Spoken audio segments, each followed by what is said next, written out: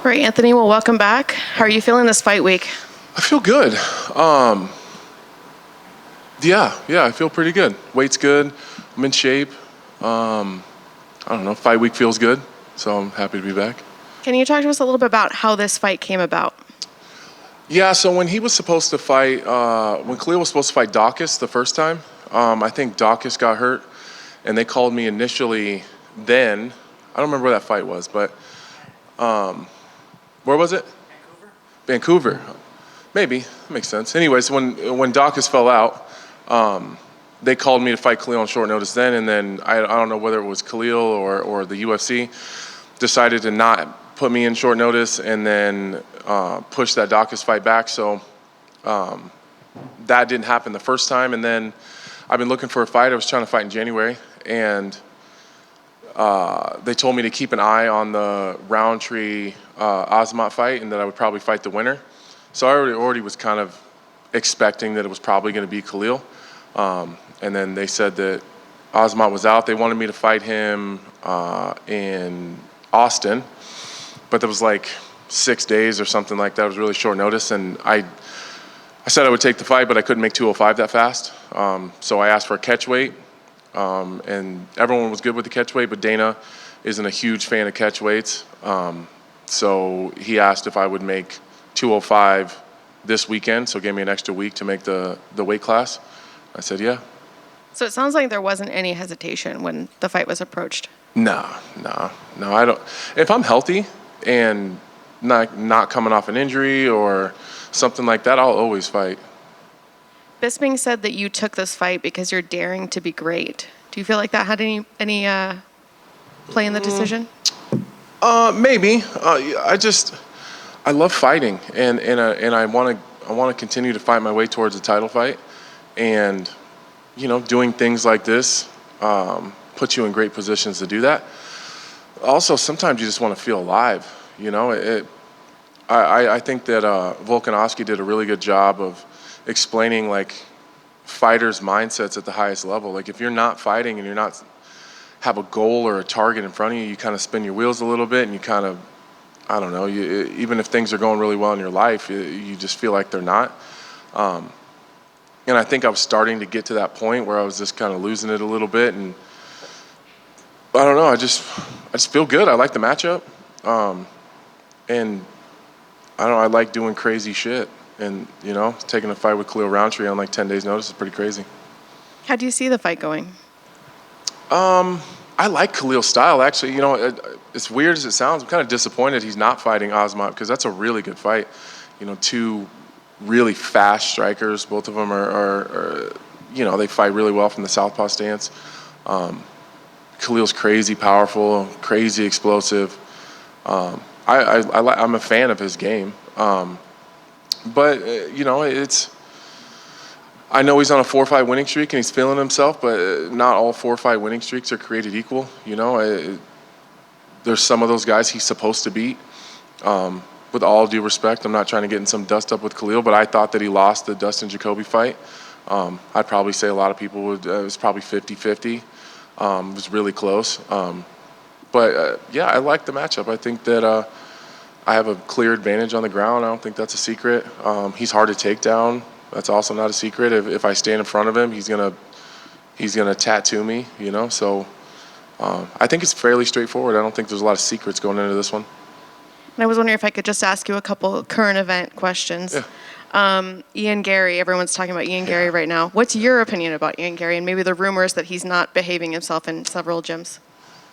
I think that I'm going to tiptoe around this one because I think at one point in time we've all kind of been Ian Garry.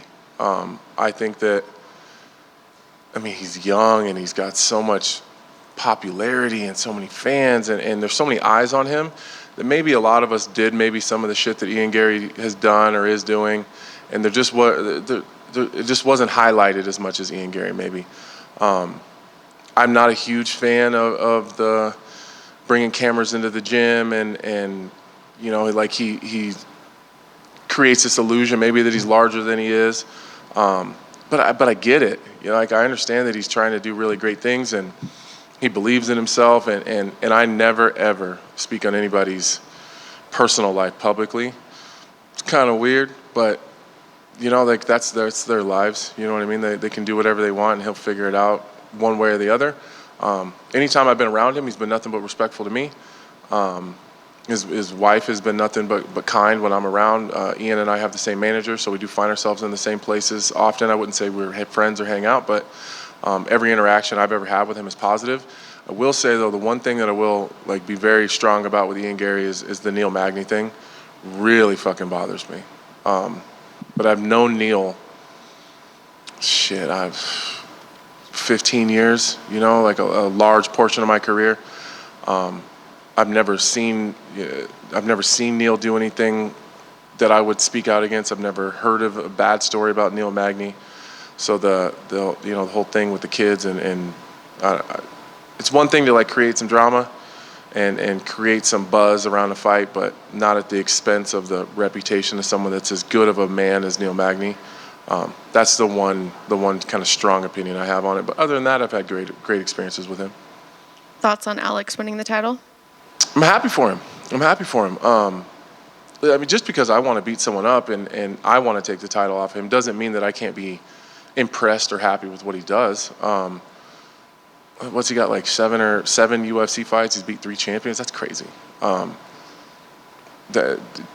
champion in 2 different divisions. I thought that it would go similar to that. He's so tough on his feet, and he's physically he's so imposing. I think everything Alex is doing is great. I'd just like to take it from him, but I think both those things can be true at the same time. Last one for me, the most important one. As a Chiefs fan, I gotta know, what do you think of the Travis Kelce, Taylor Swift? Is it real? I think it's real. I'm a hardcore Chiefs fan, so as long as he's performing, he can do whatever he wants. I think at the end of the day, Travis Kelce's been in the NFL forever, and he's done it all. So I hope that this is the dad in me speaking here. I hope that if football isn't the most important thing in his life anymore, if it's seems like he's a little bit distracted, I'm happy for that. I wouldn't be mad if Travis Kelce went and retired and was Taylor Swift's biggest cheerleader on the road. I think that'd be cool. But yeah, I think it's real. I think it's cool. I think it's a wild story, especially him reaching out randomly through the media and slipping his phone number and he shot his shot for all of us losers. It's kind of cool. I dig it. Thank you. Do they show her too much on the games though?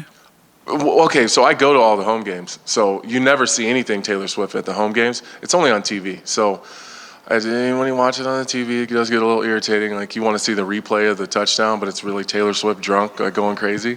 I kind of rather see the replay, but maybe a little bit. I know you want that title more than anything else, but to be able to take it off Alex, would that be a nice little extra sweetener for you? I think it would mean more. I think that since Jon left, it's the title's been kind of playing hot potato a little bit, and really all I've ever wanted is my journey to be recognized. So I think taking it off of Alex would validate me. You know what I mean? I don't think anybody could really say anything about that. I think that people would have to respect that. I think it's a tall task. I think it's a really tough fight, and that means something as well. I think that would mean a lot to me. You mentioned Jon Jones. It just came into my mind. I'm curious what your take is on the whole, should he have the title? Should he be stripped of the title and then just fight Stipe for a legacy belt? What's your sort of position on that? Guys, you all know how I feel about Jon Jones, and I hate when you guys ask me questions where I have to say nice things about him. Jon Jones can do whatever the fuck he wants, really. He's earned that. He's not been known as a guy that pulls out of fights. He's never, for whatever anybody says about him, he's never strayed from a challenge. He's always taken on the next best guy. And I think in terms of him and Stipe, I think both those guys should be able to do whatever they want. I think they've earned it. I think that they deserve it. And do we really want to miss another super fight? How long did we talk about Anderson Silva and GSP and Anderson and Jon Jones and Habib and whoever? You know what I mean? We've done this back and forth. We want all these super fights, and now we have the opportunity for one, and everyone's calling for Jon to get stripped of his title. Let's not fuck this one up. Let's just let him heal up. Let's let it. And I know it makes absolutely no sense for, there to be an interim champion and Jon to defend against someone who's not. But I mean, we're not like other sports. I think we can kind of change the rules sometimes and just give the fans and the people what they want. Special cases for special people, basically. I think so. Yeah, I agree with that.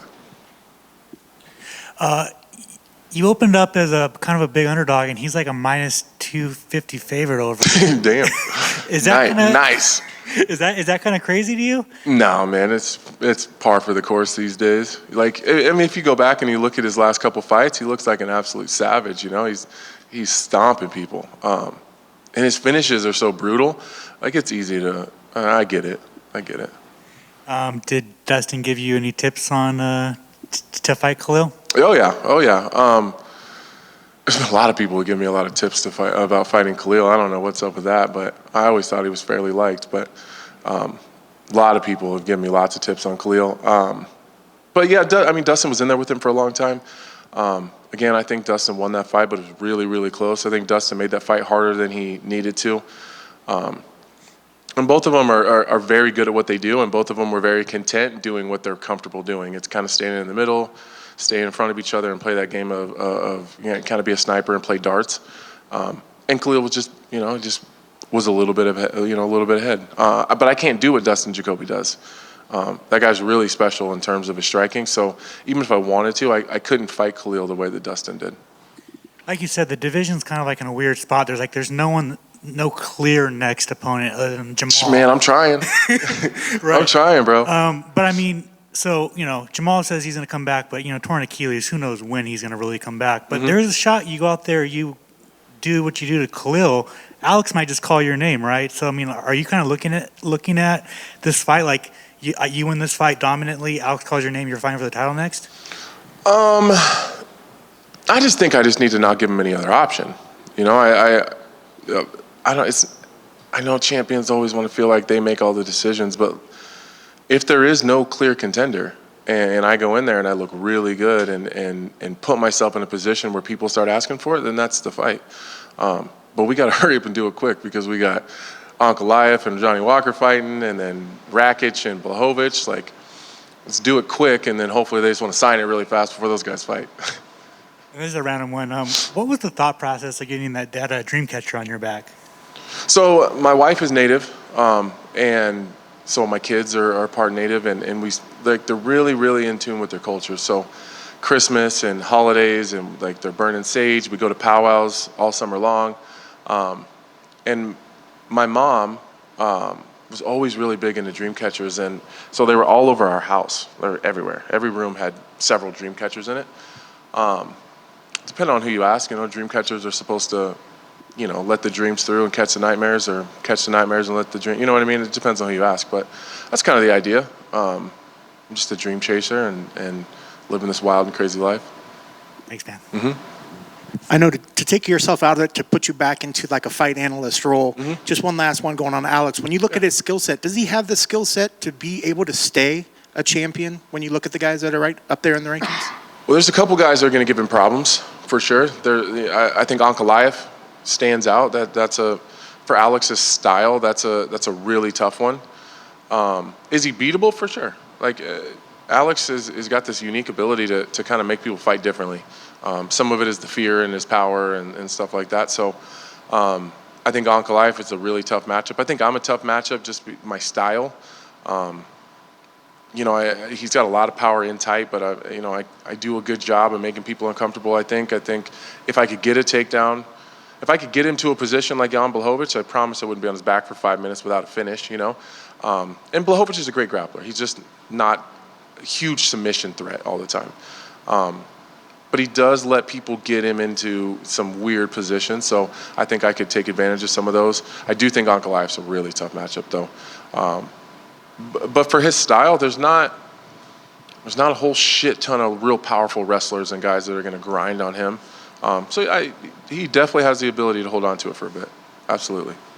And I know you said jumping him into this fight, you wanted to stay active, you want to stay busy. Mm-hmm. Is there benefits that us on the outside, when it comes to a short notice fight, are there some benefits that we don't really take into account? Like when you think of a short notice fight, what are the benefits that you see initially for you?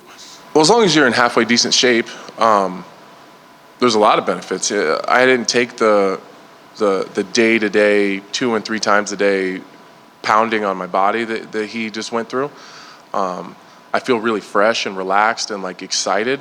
Whereas sometimes when you get through a long camp, you're just trying to fucking get through it. You know, you're just trying to, like, fight week's there and you're like every day drags and you just want the fight to be there and hurry up. Like, I'm not in that position mentally where I'm just wishing that it was over, you know? Maybe that sounds like it's not that big of a deal, but it absolutely is. I think just mentally, I'm probably in a better place. Maybe not a better place than he is, but I'm in a great place. Just there's a lot of excitement for me and like anticipation and you know, my weight's good, but you know, if the weight thing is absolutely. I mean, he's been in camp, watching his diet, and I've only had to do it for 2 weeks. I think the stress too, just not thinking about it every day. You know, like he went from one opponent to another and just did that in his last fight. So he was fighting Dawkins, then it got pushed. Then he's got to kind of cycle his training camp, and then he's got to fight Dawkins. Then he was ready for Azamat, which is a totally different style than I am.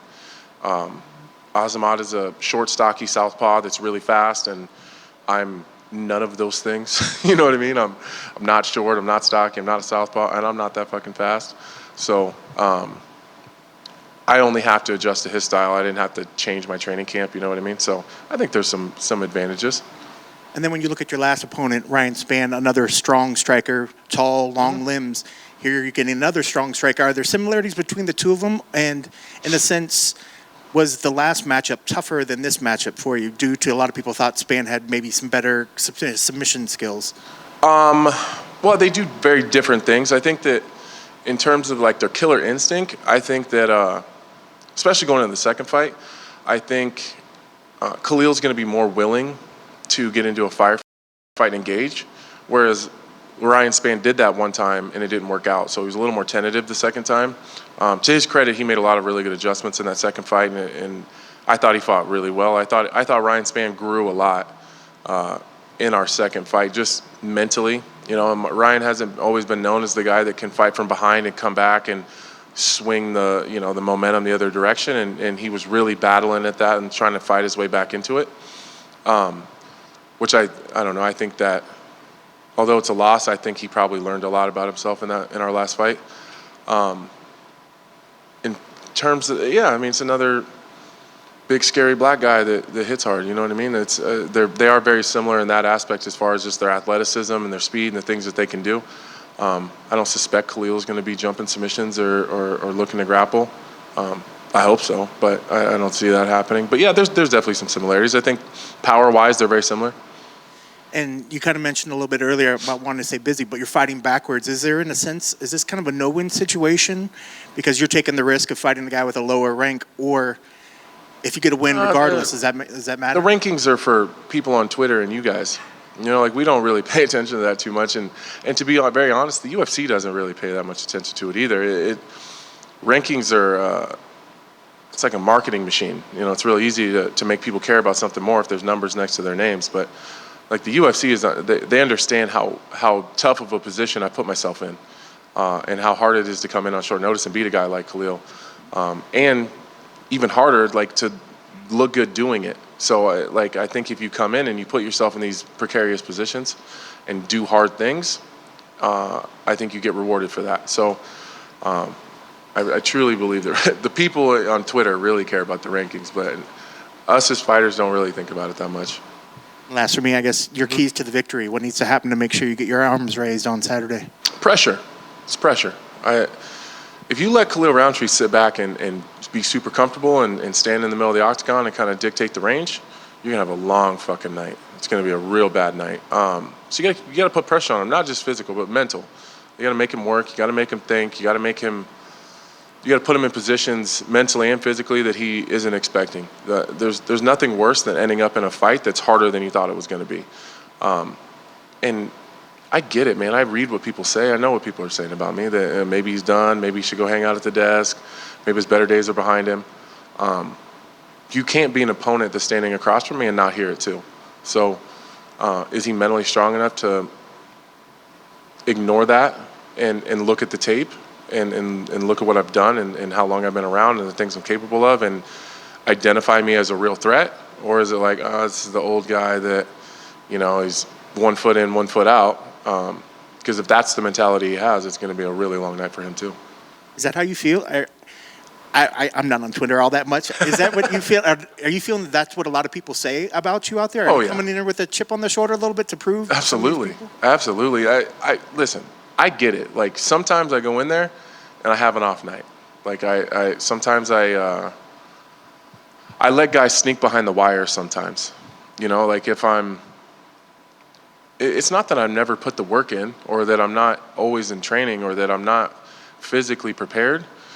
Sometimes I think I take my eye off the ball. It's like I think Johnny Walker's a great example of that. That I don't think I gave him not that I underestimated him because I know how dangerous he was, but I think I just didn't think about him that much. I just went into practice and did my thing and I left and then I got all this, you know what I mean? I got a lot of stuff. So I just didn't think about him that much. And sometimes that happens to me where I'm just not as focused on the individual person. And the results show what they show. I get a little bit, I think if I'm indifferent to someone is when I get in trouble. Like if I really like you or I really don't like you, then I think I have my best performances. But if I'm indifferent is when I get myself in trouble and I don't know, I just lose focus a little bit. And, Dan Hardy and Kenny Florian have been long saying that I'm the guy that gets in the middle of a fight and if it's not crazy enough, I get bored and distracted. And I don't think that they're necessarily wrong. But Khalil's not that guy. You know what I mean? I think that's what's exciting about this one. Like you can't take your eye off the ball with a guy like this. He'll take your head right off your shoulders, which is why I wanted this fight. Like that's exciting for me. That fear factor, that real weird pit in your stomach right before you walk out, like that's exciting for me. Best of luck on Saturday. Thank you. Good. Thanks, guys.